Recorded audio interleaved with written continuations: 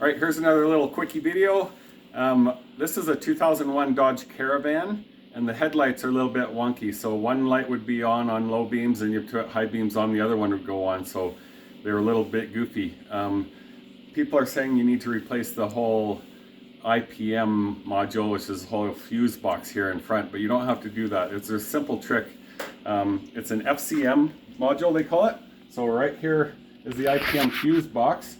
So you take this guy off here, and what we did is just unclipped from the side and here, and you can lift this module out.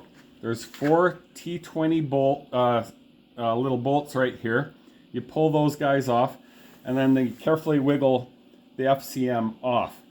Now there's a whole bunch of little pins, and then there's some wider flat pins. The problem is with the wider flat pins. So what you have to do is, I took a little sandpaper, I cleaned them all off, and then with needle nose pliers, I just gave each one a slight twist so that when it slides back in, it'll get a little better connection in the socket in behind it. So all you have to do is that, slide it back in, and you're good to go. This one worked perfect. The headlights were not working for a long time. It's a little bit older van, and one of those units from Dodge is quite pricey. So that's it. Thanks for watching, and like and subscribe, and we'll see you in the next one.